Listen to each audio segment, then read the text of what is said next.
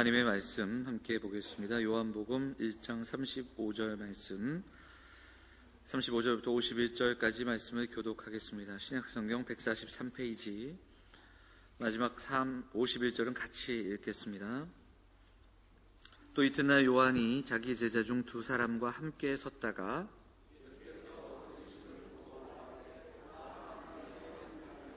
두 제자가 그의 말을 듣고 예수를 따르거늘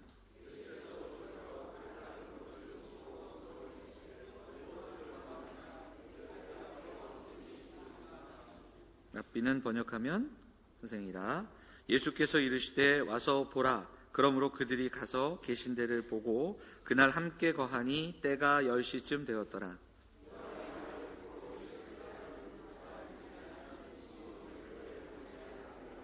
그가 먼저 자기의 형제 시몬을 찾아 말하되 우리가 메시아를 만났다 하고, 메시아는 번역하면 그리스도라.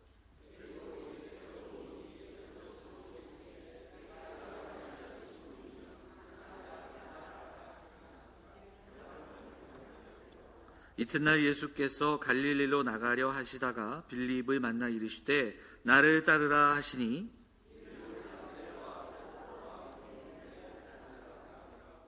빌립이 나다나엘을 찾아 이르되 모세가 율법에 기록하였고 여러 선지자가 기록한 그 일을 우리가 만났으니 요셉의 아들 나사렛 예수니라.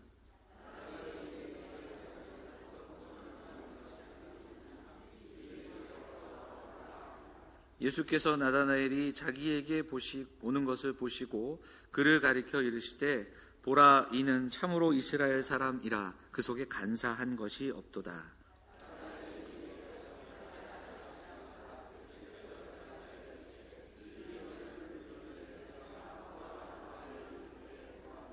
나다나엘이 대답하되 랍비여, 당신은 하나님의 아들이시요 당신은 이스라엘의 임금이로소이다.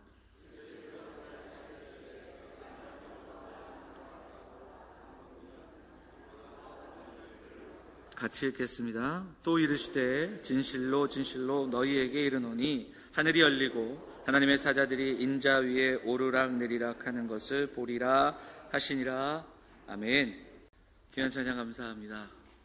그 왕이신 하나님을 깊이 묵상하는 오늘 이 시간 되기를 바랍니다. 한 주간 평안하셨습니까? 네.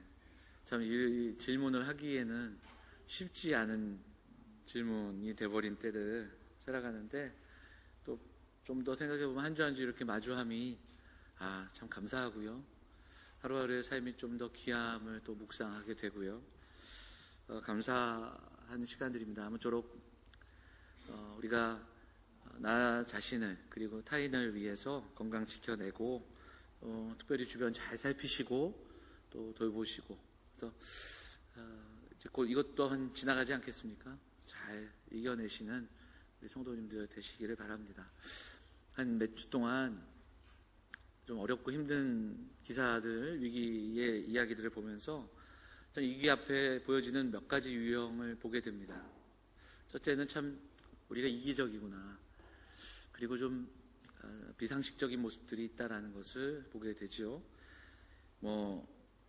유럽에서 난 기사를 보면 중국 사람들을 비하하고, 그리고 비하하는 표현과 혐오하는 기사가 막 써지는 것도 보게 되고, 이태리에서는 어떤 음악 학교에서는 아예 동양인들을 아예 학교에 출입을 금지시키는 그런 모습도 보고, 또 미국에서는 또 동양인 여성을 폭행하고 욕하는 그런 기사도 보게 됩니다. 물론 지금 이 모든 상황들 속에서 또한 은폐하고 또 잘못 처리한 내용들이 있는 것도 사실이고, 그 책임이 중국에게도 있지만, 지금 우리가 당한 상황들 속에서 공공의 적은 사람이 아니라 질병이고, 이제는 전체가 깨어 이 질병에 맞서서 사회 구성원들을 지켜내야 되는 때가 아닌가, 그런 생각을 합니다. 그래서 그런 가운데 한 군데 보면 마스크가 없어서 막 힘든데 소독약도 구하기가 너무 힘들더라고요. 교회도 새거 구하는데 굉장히 어려움을 겪었는데요. 근데 일부에서는 막 사재기하고 막 이러는 걸 보면 참 이런 때에도 그렇게 그런 일에 열심히 충만한 사람들이 있구나, 이런 것을 또 보게 됩니다. 그런 가운데도 상식적인 모습들이 있습니다. 그리고 모험적인 반응들이 있어요. 먼저는 전문가들의 이야기가 굉장히 중요하고요. 그리고 또 조금 이상하면 숨기지 말고 검사받는 게 당연합니다. 욕하고 손가락질하고 공포가 주장되는 거짓되는 것이 아니라, 또 오해와 편견이 아니라 전문가들의 지도를 받아 그리고 건강을 지켜 나가고요. 주변을 좀 격려해야 됩니다. 뭐 기사 내용도 중에 보니까 중국 대사관 앞에 박스가 큰 게 몇 개가 와갖고 폭탄인 줄 알고 뭐 폭탄 전문가들이 와갖고 이렇게 봤더니 마스크 쓰라고 누군가가 마스크를 꽉 채워서 대사관 앞에다 그 박스를 전해놨다고 하더라고요. 우리나라에서 이야기인지 어딘지 잘 모르겠는데 그런 미담도 있더라고요. 그런 거 보면 이 땅이 참 삭막하지만은 않다, 그런 생각도 해보게 됩니다. 근데 한 가지 더 생각해야 됩니다. 우리는 상식을 넘어서 신앙적인 반응을 보여야 됩니다. 이렇게 힘들고 어려울 때 누가 기도하겠으며 또 누가 부르짖겠습니까? 누가 위로하겠습니까? 바로 하나님의 백성들이 그 일을 감당해야 됩니다.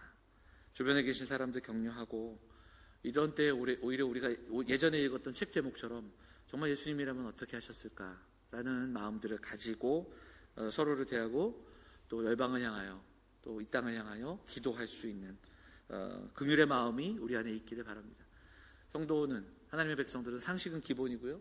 상식을 넘어서 정말 믿음으로 기도하고 이겨내는 하나님 나라의 소망을 보여줄 수 있는 사랑하는 성도들 될 수 있었으면 좋겠습니다. 지난주 예배 끝나고 정말 저는 되게 감사했습니다. 오전과 오후 예배 마치고요. 사실은 정말 안 오실 줄 알았습니다. 참 목사가 이렇게 믿음이 작아가지고 다 오셨더라고요. 그래서 물론 안 오신 분들, 못 오시는 분들을 책망하는 게 아닙니다. 그럼에도 불구하고 예배를 사모하고 예배함이 기쁨되는 우리 성도들 정말 감사하고 그것이 복된 줄 믿습니다. 오늘도 함께 예배하는 성도들 하나님께서 은혜 주시기를 소망하고요. 우리에게 이 시간 하나님 주시는 참된 기쁨과 은혜가 충만한 그런 귀한 시간이 되시기를 주의 이름으로 축원을 드립니다. 우리 양옆에 계신 분들 우리 살포시 인사하겠습니다. 잘 오셨습니다. 반갑습니다. 네. 본문의 말씀을 의지해서 더 큰 일을 보리라는 제목으로 하나님 말씀을 전하겠습니다. 본문은 35절부터 51절인데요. 설교 준비하다가 내용이 너무 길어지는 거예요. 가뜩이나 또 이렇게 힘든데 설교 내용, 제가 금요일 토요일은 설교를 좀 많이 줄이는 편이거든요. 줄이고. 근데 이 내용에서 자꾸 읽어보니까 내용이 나오고 멈추게 되고 생각하게 되고, 그래서 제가 오늘 제목과 본문을 그대로 오늘과 다음 주에 좀 이야기를 계속해서 좀 나눠야 될 것 같습니다. 오늘은 앞부분 중심으로 앞부분에 나오는 내용들을 좀 더 이야기를 좀 나누고요. 그리고 다음 주에 또 동일하게 말씀을 좀 전하도록 할 텐데요. 자, 요한복음 1장은 요한복음의 서론이라고 말씀을 드렸고요. 첫 시간에 이 복음서를 쓴 목적은 요한복음 20장 31절의 말씀을 통해서 예수가 그리스도이심을 믿고 그 이름을 힘입어 생명을 얻게 한다. 그러니까 이것이 요한복음을 쓴 목적이다. 예수님을 그리스도로 믿는 겁니다. 그리고 예수님을 믿고 그 이름을 붙들고 생명을 얻는 겁니다. 그래서 예수님이 그리스도이심을 믿고 생명의 삶을 얻는 것이 요한의 바람이며 또 이 성경을 주신 또한 목적이기도 합니다. 그래서 1장에는 그리고 이 요한복음에는 예수님을 향한 증언과 또 예수님을 향한 기사들이 계속해서 예수님을 가리키고 있습니다. 그래서 2장부터 시작되는 그 내용이 표적의 책이다. 근데 표적의 책인데 그 표적은 뭐냐면 예수 그리스도를 가리키는 표적이다. 그리고 그럼에도 불구하고 그 표적을 봄에도 불구하고 제대로 믿지 않는 사람들이 있었다. 그것이 표적의 책의 내용이고요. 13장 이후의 내용은 영광의 책입니다. 그런데 그런 상황 속에서 예수가 그리스도이심을 믿고 따르는 자들이 경험했던 그 놀라운 은혜와 영광을 이야기하고 있다. 이런 말씀을 드렸습니다.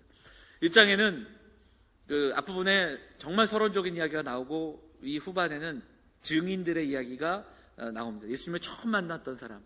우리가 지난주에 어떤 사람 이야기를 나눴죠?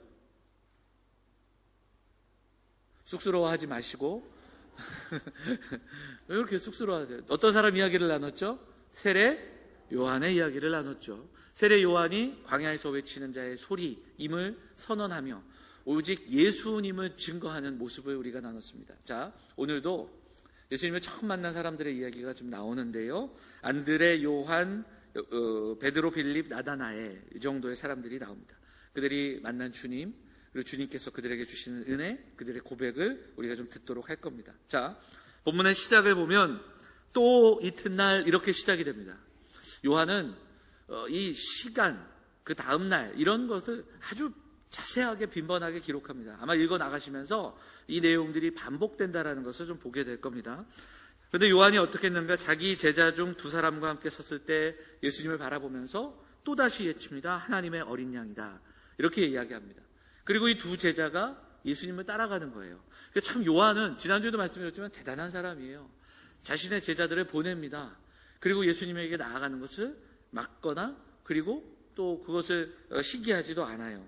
자, 그런데 중요한 것은 제자 중 두 사람이 예수님을 찾아가는데 두 사람 중에 한 사람의 이름은 성경에 나와요. 누구냐면 안드레다 이렇게 본문에 기록이 되어 있고 나머지 한 사람은 누군지 우리가 모릅니다. 왜냐하면 이름을 거론하지 않았기 때문에. 그러면 이게 누구일까? 신학자들은 대부분 요한복음에 어떤 제자가 한 명 나오는데 그 제자는 딱히 이름이 반복해서 기록되어 있지 않아요. 그럼 그 제자는 누구다? 요한이다. 이게 첫 시간에 제가 잠깐 말씀드리는 겁니다.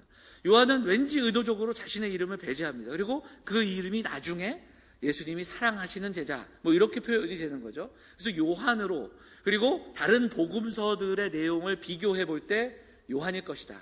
그래서 안드레와 요한 이렇게 봅니다. 또 한편에서는 이 요한복음의 본문만을 봤을 때 오히려 빌립이 아니겠는가 그렇게도 이야기하는 내용들을 우리가 좀 살펴볼 수 있는데 사실 그 두 사람이 누구일까? 이건 그렇게 중요하지 않습니다. 그러니까 그가 요한이든 빌립이든 이 본문을 이해하는데 크게 영향을 미치지는 않아요. 중요한 것은 두 사람이 주님을 찾아갔다는 겁니다. 그리고 오히려 이 사람보다는 안드레가 그 이후의 내용과 연결되는 것을 볼 수 있죠. 자, 그런데 저는 이 본문을 이렇게 읽어가면서 여러분들과 나누고 싶은 두 가지의 패턴이 있습니다. 그러니까 본문에 나오는 두 가지의 반복되는 패턴을 우리가 볼 수 있고요. 그것을 통해서 우리가 좀 묵상을 해볼 수 있습니다. 첫 번째는 변화라는 패턴입니다. 변화는 인식의 변화, 존재의 변화입니다. 자, 나오는 몇몇 사람의 이야기를 좀 나눠보면 먼저 안드레는 예수님을 처음 만날 때 들려주는 안드레의 고백이 있습니다. 자, 30절에 보니까 랍비여 어디 계시오니이까 이렇게 이야기하죠. 그리고 괄호에 뭐라고 되어 있습니까? 랍비는 번역하면 선생이라. 그 당시에 많은 사람들이 불렀던 선생님을 향한 호칭입니다. 그런데 그가 이제 이후에 예수님을 따라다니고 예수님과 함께하고 말씀을 듣고 예수님을 곁에서 함께 본 이후에 안드레의 변화가 있습니다. 그 안드레는 시몬, 자기 형제를 찾아가 이야기합니다. 우리가 누구를 만났다? 메시아를 만났다. 그게 바로 41절에 나오는 거예요. 안드레는 깨닫게 됩니다. 안드레의 인식이 변해요. 예수님을 뭐라고 불렀어요? 처음에? 랍비여. 근데 그가 그 예수님을 만난 이후에 시몬에게 찾아가 내가 누구를 만났다? 메시아를 만났다. 이렇게 변화됩니다. 자, 시몬은 여러분이 아시는 대로 베드로입니다. 오늘 본문에 예수님이 그의 이름을 게바로 바꿔주시고 게바는 베드로가 되는 거죠. 그런데 오늘 본문은 딱히 이 다음에 베드로가 이름을 바꿔주십니까? 이것을 생각했더라, 이것을 반응했더라, 감사합니다, 이런 내용은 없어요. 베드로는 반응하지는 않았습니다. 자, 그러면 이 베드로와 주님과의 만남이 이게 몇 번째일까? 다른 복음서들과 비교해 볼 때 이것이 첫 번째 만남이 아니겠는가? 그렇게 봅니다. 그러면 요 다음에 예수님이 그런 이야기를 하셨지만 반응하지 않았던 베드로를 예수님이 언제 만나주셨을까? 누가복음에 나옵니다. 누가복음 보면 누가복음 5장에 여러분 잘 아시는 주님이 베드로를 찾아갑니다. 그때 베드로는 뭐하고 있었죠? 밤이 맞도록 고기를 낚고 있었어요. 근데 밤이 맞도록 수고했으나 한 마리도 얻지 못했습니다. 그때 예수님이 베드로 가까이에서 설교하시고 그리고 베드로에게 말씀하십니다. 깊은 데로 가서 그물을 던지라. 그리고 배가 가득 차는 그 역사를 경험합니다. 그때 주님이 먼저 처음 만났을 때 주님의 말씀을 듣고도 반응하지 않았던 베드로, 그런데 주님은 베드로를 찾아가셨고 또다시 말씀을 들려주시고 기적을 보게 하셨습니다. 그리고 주님 앞에 베드로가 무릎 꿇습니다. 그때 뭐라고 고백합니까? 주여 나를 떠나소서, 나는 죄인이로소이다. 이렇게 고백합니다. 그러니까 베드로도 오늘 본문만에는 나오지 않았지만 어쨌든 주님을 오늘 만났고 그리고 그 다음에 만난 이후에 그의 인식과 존재가 변화가 된다라는 거죠. 자, 그리고 세 번째, 43절 이하에 나오는 나다나엘이라는 사람을 볼 수 있습니다. 빌립이 나다나엘을 찾아가 주님을 전합니다. 그리고 그때 그 말을 듣고 나다나엘의 반응이 나오는데요, 46절 한번 읽어보도록 하겠습니다. 46절 같이 읽어볼까요? 시작.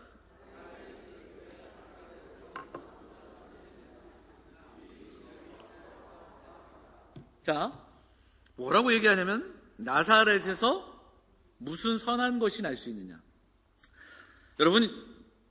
여러분이 나사렛 동네에 살고 계시다면 이 얘기를 듣고 여러분 어떻게 하시겠습니까? 기름에서 무슨 선한 것이 나오겠느냐? 도남에서 무슨 선한 것이 나오겠느냐? 성북구에서 무슨 선한 것이 나오겠느냐? 여러분 이 소리를 듣는다면 여러분 어떻게 하시겠습니까? 예?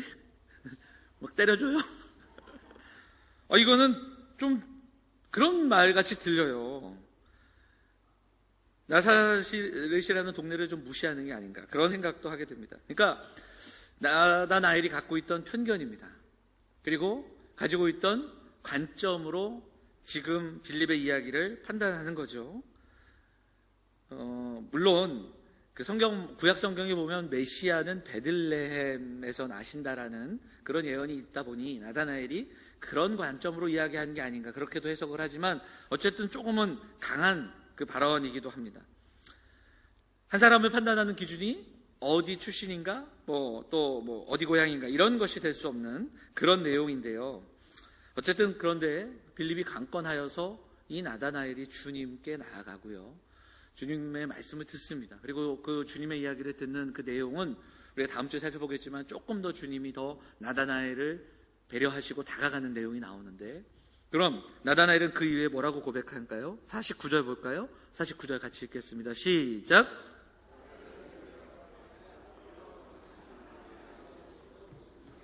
이스라엘의 임금이로 소이다, 이렇게 고백합니다.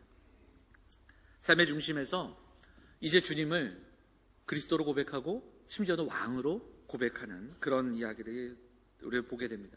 첫 번째 중요한 그 어떤 반복되는 패턴은 이겁니다. 주님을 만나고 그들의 존재가 변화된 겁니다. 주님을 만나고 그들의 인식이 바뀝니다. 정말 놀라운 만남을 우리에게 소개하고 있는 거예요. 요한은 주님을 만났던 사람들이 이렇게 바뀌었다 증언하고 있는 겁니다. 자기 중심으로 살 수밖에 없던 평범한 사람들이 예수님을 만나고 예수님의 말씀을 듣고 예수님이 보여주시는 놀라운 일들을 경험하고 그들은 주님을 고백하게 됩니다. 삶의 중심에서 내려와 주님을 그리스도로, 주로, 왕으로 고백하고 있습니다.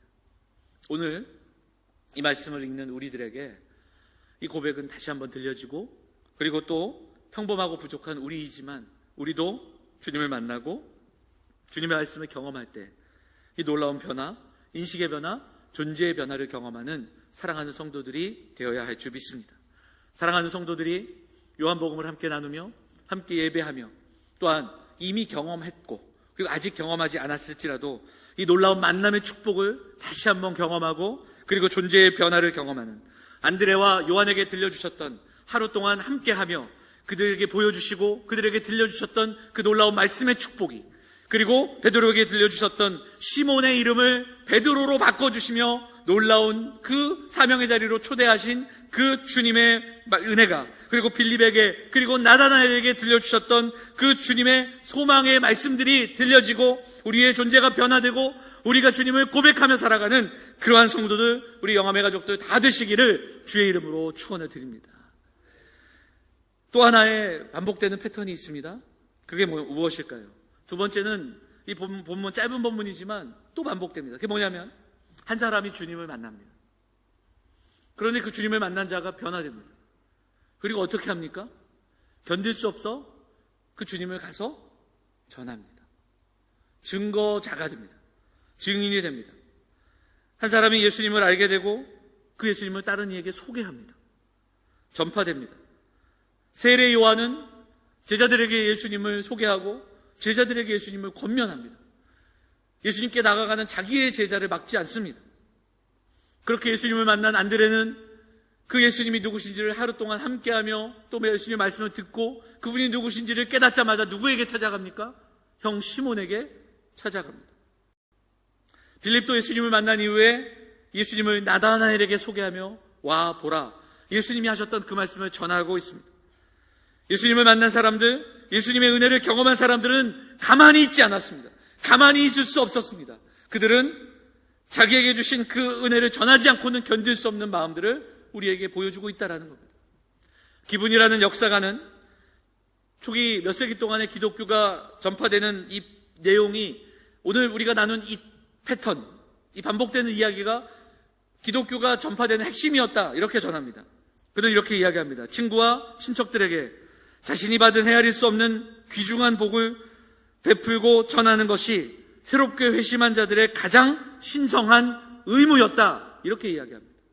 뭐라고요? 회심한 자들의 가장 신성한 의무라는 겁니다. 내가 구원받았고 내가 메시아를 만났고 내가 그분의 말씀을 들었기에 그것은 전하지 않고는 견딜 수 없는 의무가 되었다라는 겁니다. 자신이 만난 예수님을 전하는 것이 신성한 의무처럼 그들의 삶 가운데 반복되었다라는 것을 우리가 보게 됩니다. 여러분, 우리는 어떻습니까? 이 신성한 의무를 우리는 감당하며 살고 있습니까? 나의 이웃과 나의 가족들에게, 나의 자녀들에게 정말 예수님을 전하지 않고는 견딜 수 없는 마음이 우리에게 있어 누군가를 만났을 때 예수님을 전하고 예수님을 소개하며 그렇게 살아가고 있습니까? 물론 제가 여러분들에게 전도를 하지 않는다, 우리는 왜 전도 안 하냐, 이런 책망을 하는 것이 아닙니다. 조금 더 진지하게 돌아보는 이 시간이 되었으면 좋겠습니다. 왜 우리는 안드레처럼, 왜 빌립처럼 이렇게 전하며 그 내가 만난 주님을 자랑하지 못할까요? 바빠서, 시간이 없어서, 쑥스러워서 그럴 수 있지만 저는 오늘 다시 한번 이 두 가지의 이야기를 기억하면서 다시 앞으로 좀 우리가 가볼 수 있었으면 좋겠습니다. 앞에서 이야기했던 내용들, 주님을 만나고 인격적으로 주님을 경험하고 그 주님의 말씀을 듣고 주님이 누구신지를 깨닫고 우리의 존재와 인식이 변화되는 그 자리. 여러분, 우리가 신앙으로 살아가지만, 그리고 믿음으로 살아가는 삶의 여정이지만 혹시 앞에서 이야기했던 그 놀라운 변화가 우리에게 생략된 것은 아닌지 우리가 이 아침에 꼭 점검하고 기도할 수 있었으면 좋겠습니다. 언젠가 교회 나와 그리고 교회를 다니는데 주의 말씀을 우리의 심령에 담아 정말 우리가 변화되고 또 주님의 현존이, 말씀이 육신이 되는 것이 바로 우리의 삶을 통해서 경험되어지는 그 놀라운 은혜가 생략된 채 그냥 우리가 베드로처럼, 처음 오늘 본문에 나오는 베드로처럼 주님을 만났으나 그리고 주님이 그의 이름을 바꿔주셨으나 반응하지 못하고 그저 무감각하게 서 있고 삶의 자리로 돌아가는 그런 모습이 우리의 모습은 아닌가. 빌립이 전도했는데 나다나엘이 처음 보여줬던 것처럼 내가 알고 있는 지식, 내가 알고 있는 또 어떤 편견으로 나다나엘이 이야기한 것처럼 나사렛에서 무슨 선한 것이 나와? 이런 것처럼 나 중심으로 그렇게 고집처럼 생각하고 내 판단으로 그렇게 나와 살아가고 있는 것은 아닌가. 좀 우리가 좀 돌아볼 수 있는 이 아침이 되기를 바랍니다.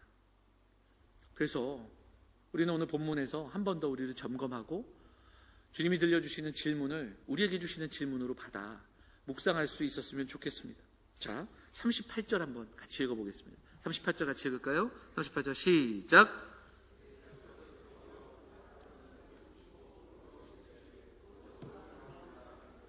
랍비여 어디 계시오니까 하니, 랍비는 번역하면 선생님.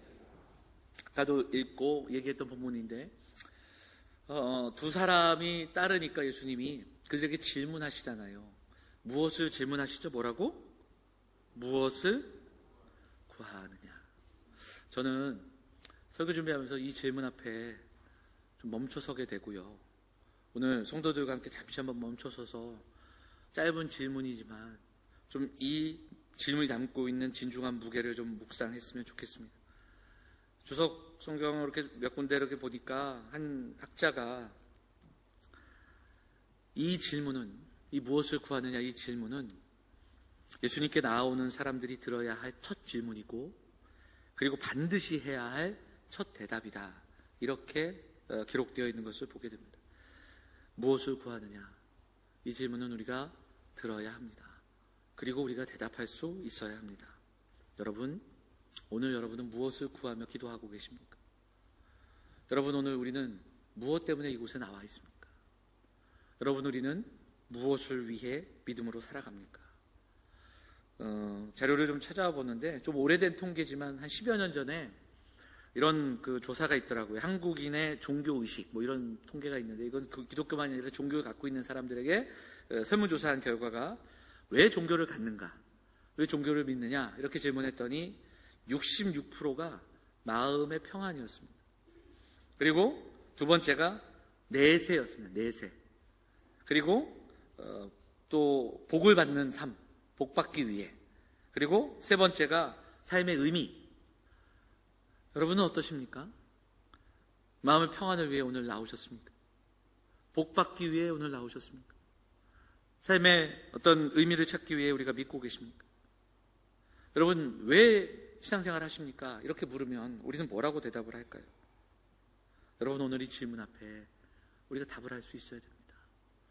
그리고 나는 정말 무엇을 구하며 살아가고 있는가? 이 답이 어찌 보면 우리가 주님을 만났는가? 그 주님 앞에 우리가 살아가는가? 그리고 이 답이 왜 우리는 여전히 그 주님을 자랑하고 증거하지 못할까? 이 질문에 대한 답이 될 수 있기 때문입니다. 예수님이 이 질문을 하신 것은 아마도 당시 많은 사람들의 기대를 아셨기 때문입니다.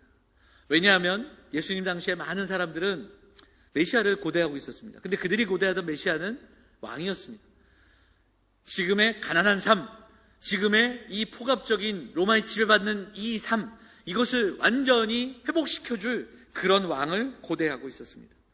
이 제자들도 그런 기대를 가지고 있지 않은가? 그런 그 질문 묻고 계시는 겁니다. 그리고 오늘 우리에게도 묻고 계시는 겁니다. 책망과 꾸중의 말씀이 아니라 정말 구해야 할 것을 구해야 하는, 사모해야 할 것을 사모하는 그 이야기를 들려주고 싶기 때문에 그렇게 기록한 것 아닙니까? 자, 제자들이 이 질문에 어떻게 답을 합니까? 무엇을 구하느냐 이르되, 자, 어떻게 이야기하죠? 라삐어. 자, 38절이에요. 잘 따라오셔야죠. 이르되 라삐어 어디 계시오니까? 이렇게 묻고 있는 겁니다. 그 성경과 특히 복음서를 보면 좀 마치 동문서답하는 장면 같은 게 굉장히 많이 나오는데, 어찌 보면 이것도 그래요. 무엇을 구하느냐? 그러니까 라삐어 어디 계시오니까? 이렇게 묻고 있다는 거죠. 자, 그런데 가만히 보면 동문서답이 아니에요.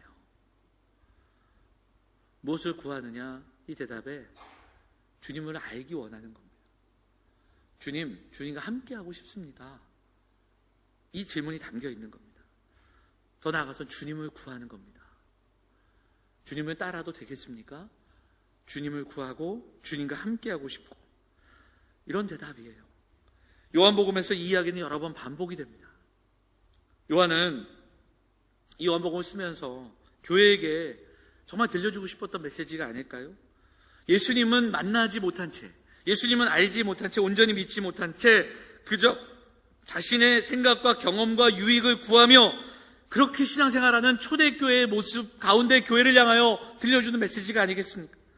교회는 많이 사람들이 모이는 것 같은데, 성장하는 것 같고 많은 일들을 하는 것 같은데, 정작 모여서 주님을 구하지 않고 주의 은혜를 사모하지 않고 주님과 상관없이 살아가는 사람들이 있었기에 그렇게 그들을 향해 들려준 메시지가 아니겠습니까? 이 반복되는 이 질문과 답은 이후에 주님이 다시 한번 제자들에게 들려주십니다. 내 안에 거하라, 나도 너희 안에 거하리라.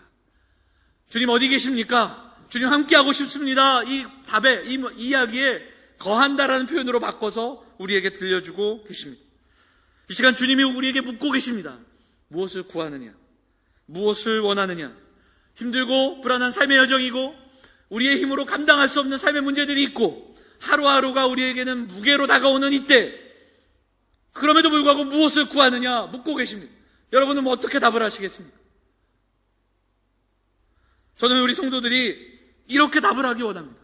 주님을 구합니다. 이 힘들고 답답하고 곤고한 날을 살아가지만 세상의 영광과 세상의 가치와 나의 안녕이 아니라 주님의 얼굴을 구합니다. 오직 주만 바라봅니다. 이 고백이 우리 성도들의 고백이 될 수 있기를 간절히 소망합니다. 주님, 이렇게 답답한 때에 어디 계십니까? 주의 얼굴을 구합니다. 이 기도가 우리들의 기도가 되기를 원합니다. 지난주 오후 예배 때 말씀드렸지만 초대교회 역사를 기록했던 역사가들의 기록을 보면 로마에는 큰 역병이 2번이나 있었습니다. 한 번은 로마 인구의 한 3분의 1이 죽게 되는 그런 일들이 있었습니다. 이때 이교도들은 병든 자를 내쫓았습니다. 지도자들은 먼 곳으로 떠나고 남은 사람들은 서로 경멸하고 심지어 숨이 남아있음에도 환자들을 성 밖으로 내어버렸던 기록이 있습니다. 그때 남아있던 교회와 성도들은 환자들을 돌보고 그리고 섬겼습니다. 그리고 숨이 멎은 사람들은 장례를 치러줬습니다. 그래서 유세비우스는 그 공동체가 사람들에게 결코 외롭지 않다는 그 소망을 주었다, 그런 기록을 남겨놓고 있습니다. 천국에 대한 소망, 그 소망이 지금 우리 가운데 임함을 위기와 공포에 대한 새로운 해답을 줬던 사람들이 초대교회 성도들이었습니다. 힘을 내서 다른 이들을 돕고요.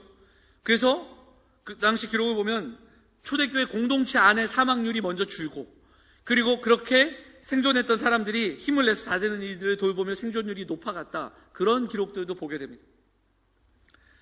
지난주 설교 오후 예배하고 나서 굉장히 또 이 내용을 전했지만 좀 더 궁금해서 책 몇 권을 찾아봤습니다. 로드니 스타크라고 하는 사람이 쓴 기독교의 발흥이라는 책을 보면 제4장의 제목이 이렇습니다. 역병의 때를 사는 그리스도인. 그래서 그 내용을 보니까 이 내용이 거기에도 담겨 있었습니다. 그리고 역병의 창궐로 많은 사람이 사망하고 이교도들이 몰락했지만 교회는, 그리고 기독교는 오히려 이 역병이 지난 이후에 더 많은 이들이 믿을 수밖에 없었고, 그리고 오히려 증거하는 발판이 됐다, 이렇게 그 학자는 정리하고 기록하는 것을 보게 됩니다. 한 주 동안 설교 준비하면서 이 본문을 읽고 또 여러 번 읽었습니다. 그리고 묻고 또 물었습니다. 무엇을 구하는가? 정말 나는 무엇을 구하며 목회하고 무엇을 바라보며 있는가? 묻고 또 물었습니다. 나는 지금 무엇을 구하는가? 그리고 오늘 본문에 나오는 답을 다시 한번 기억하며 주님께 기도합니다. 주님, 주님을 구하게 하소서. 주님, 주님을 구합니다. 주님 어디 계십니까? 이 기도 가운데 먹먹해지는 그런 가슴들을 경험할 수 있었습니다. 사랑하는 여러분, 초대교회는 이 질문과 고백이 있었습니다. 오늘을 살아가는 우리도 참 쉽지 않은 때를 살아갑니다. 하지만 우리의 믿음은 이 땅에 머무는 믿음이 아닙니다. 하나님의 나라, 천국 소망을 붙들고 살아가는 사람들입니다. 지금 이때가 그 믿음이 발흥하는, 그 믿음이 증거되는 그런 때가 되기를 간절히 소망합니다. 오늘 다시금 오늘 본문의 말씀을 붙들고 우리는 무엇을 구하는가 다시 한번 돌아보는 이 아침이 되기를 원합니다. 이 질문 앞에 서서 신실하게 답할 수 있는 우리 성도들이 되시기를 바랍니다. 주님을 구합니다. 주님, 오직 주님만을 구합니다. 주님을 더 알고 싶습니다. 주님 어디 계십니까? 주님 더 알고 주님 안에 거하며 우리 주님이 그리운 이 날, 주님이 그립습니다. 이 고백으로 기도할 수 있는, 이 고백으로 나아갈 수 있는 사랑하는 성도들 다 되시기를 간절히 소망합니다. 본문에서만 묻는 것이 아닙니다. 세상이 우리에게 묻습니다. 너희는 무엇을 구하느냐고, 무엇을 믿고 살아가냐고. 오히려 힘들고 어려운 때, 두려움과 공포 속에 살아가는 사람들이 있는 이때에 우리가 붙들고 있는 진짜 소망의 이유를 보여줄 수 있는 사람들, 그 보여줄 수 있는 기도의 사람들, 참된 예배자들, 우리 사랑하는 성도들 다 되시기를 주의 이름으로 축원을 드립니다. 우리 말씀 붙들고 찬송하겠습니다. 주께 가까이 우리 같이 찬송하면서 말씀 붙들고 기도하도록 하겠습니다.